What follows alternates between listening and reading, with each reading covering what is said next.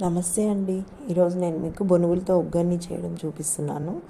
ఈ బొనుగులు 1/2 కేజీ బొనుగులు తీసుకున్నాను. వీటిని ఒక 2 మినిట్స్ నీళ్ళలో నానబెట్టేసేసి ఆ నీళ్ళు పిండేసి పక్కన పెట్టుకోవాలండి.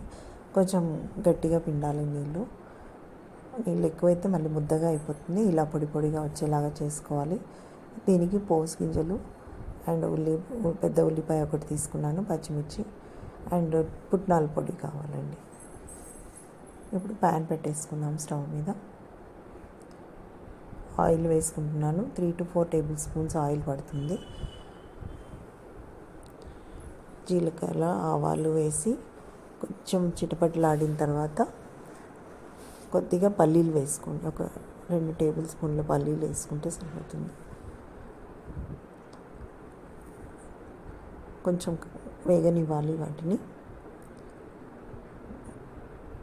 ఉల్లిపాయ, కరివేపాకు, పచ్చిమిర్చి 3 వేసి ఉల్లిపాయ కలర్ చేంజ్ అయ్యే వరకు వేయాలండి. బొనుగుల్లో ఐరన్ ఉంటుంది. యాక్చువల్గా ఐరన్ ఉంటుంది కాబట్టి ఎప్పుడైనా ఐరన్ డెఫిషియన్సీ ఉన్న వాళ్ళు బొనుగులు, అటుకులు తీసుకుంటే బాగా యూజ్ అవుతుందండి. వీక్లీ వన్స్ తినడం కూడా మంచిది హెల్త్కి. అండ్ కడుపులో కూడా మంచిగా, అంటే ఒక క్వాంటిటీ మంచిగా ఉంటుందండి. తింటే చలవ చేస్తుంది అంటారు. హెల్త్ వైజ్ మంచిది. కొంచెం పసుపు వేసాను, కలిపాను. తర్వాత ఈ నానబెట్టుకున్న బొనుగులు యాడ్ చేసి కలిపేస్తున్నాను.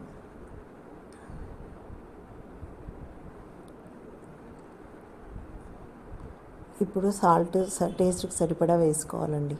యాక్చువల్గా బొనుగుల్లో కొంచెం సాల్ట్ ఉంటుంది, అది చూసుకొని అడ్జస్ట్ చేసుకొని వేసుకోవాలి. ఎక్కువ కాకుండా సఫిషియెంట్గా వేసుకోవాలి. బాగా కలపాలి. కిందకి వెళ్తే కింద అడుగు మాడిపోతుందండి.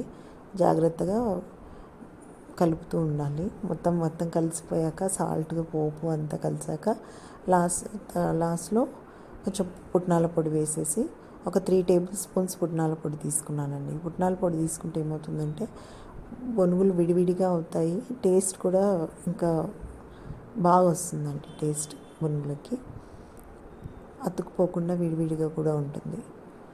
అన్నీ వేసి బాగా కలిపేసి ఒక 2 నిమిషాలు మూత పెట్టేసి సిమ్లో పెట్టేసేసుకుని అదంతా కొంచెం ఆ వేడికి పీల్చుకుంటాయి. అన్నీ పీల్చుకున్న తర్వాత 2 మినిట్స్ తర్వాత తీసుకొని సర్వ్ చేసుకోవడమే. వేడి ఉగ్గాని రెడీ అండి. నా ఛానల్ చూస్తున్నట్లయితే సబ్స్క్రైబ్ చేసుకోండి, లైక్ చేయండి, షేర్ చేయండి.